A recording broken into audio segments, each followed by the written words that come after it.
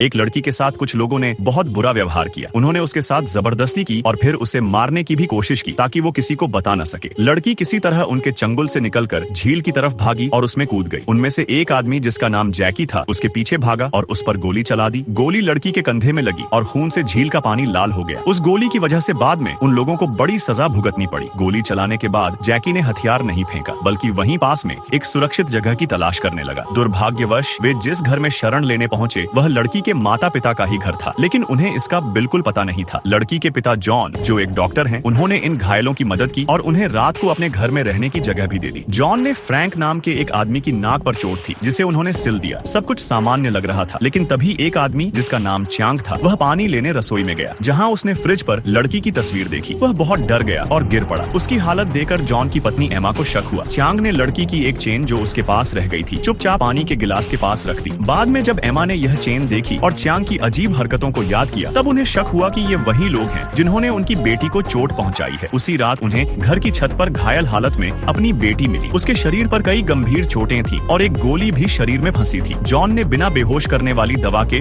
बस हल्की सी सफाई करके अपनी बेटी के शरीर से गोली निकाल दी। जब उन्हें यह भी पता चला कि बेटी के साथ यौन हिंसा भी हुई है तो वे दोनों माता पिता बहुत गुस्से में आ गए। उन्होंने तय किया कि माँ बेटी को अस्पताल ले जाएगी और पिता जॉन घर में रहकर उन चारों लोगों का सामना करेगा। फ्रैंक ने उस समय एमा को अपनी ओर आकर्षित करने की कोशिश की, लेकिन एमा ने उसका भरोसा जीतकर उसे नशे में किया ताकि वह कमजोर हो जाए और फिर उससे निपटा जा सके। जब फ्रैंक को यह पता चला कि वह लड़की जिसे उन्होंने मरा हुआ समझा था अभी जिंदा है और उसी घर में है तो वह डर गया। जब वह एमा को नुकसान पहुंचाने वाला था तभी जॉन आ गया और उसने उसे पीटना शुरू कर दिया। जॉन और एमा ने मिलकर उसे मार डाला, उसका हाथ किचन के मिक्सर में डाल दिया और फिर उसे पूरी तरह से खत्म कर दिया। इसके बाद वे दूसरे लोगों की तलाश में निकल पड़े। जब वे एक कमरे में पहुंचे तो देखा कि चांग का बेटा उनके सामने बंदूक लेकर खड़ा था, लेकिन वह अपनी मर्जी से बंदूक जॉन को दे देता है क्योंकि वह अपने पिता के बुरे कामों से बहुत दुखी था। लेकिन तभी एक महिला एंजी जाग जाती है और वह शोर सुन लेती है। उसे मार दिया जाता है जिससे बाकी लोग भी सतर्क हो जाते हैं। जैकी भागने की कोशिश करता है लेकिन अपने भाई की लाश देखकर समझ जाता है कि मामला बहुत गंभीर है। जब जॉन उसे पकड़ने आता है जैकी उस पर पीछे से हमला करता है और उसे दूसरी मंजिल से नीचे फेंक देता है। इसी बीच उसका बेटा उसे रोकने की कोशिश करता है लेकिन उसमें गोली नहीं होती। गुस्से में जैकी अपने ही बेटे को चाकू मार देता है। अंत में एमा वहां पहुंचती है और जैकी पर फायर एक्सटिंग्विशर से हमला करती है। जॉन भी होश में आ जाता है और दोनों मिलकर जैकी को पकड़ लेते हैं। वे उसे मारते नहीं हैं बल्कि उसकी गर्दन के नीचे की नसें काट देते हैं जिससे उसका शरीर काम नहीं करता, लेकिन वह होश में रहता है। इसके बाद जॉन एक मेडिकल तरीका अपनाकर उसके शरीर का संवेदनहीन हिस्सा काट देता है और फिर उसका सिर माइक्रोवेव में रखकर उसे पूरी तरह से खत्म कर देता है। आखिर में उनकी बेटी होश में आ जाती है, लेकिन चूंकि घर में पर्याप्त मेडिकल सुविधा नहीं होती वे उसे और घायल चांग को लेकर अच्छे अस्पताल के लिए रवाना हो जाते हैं।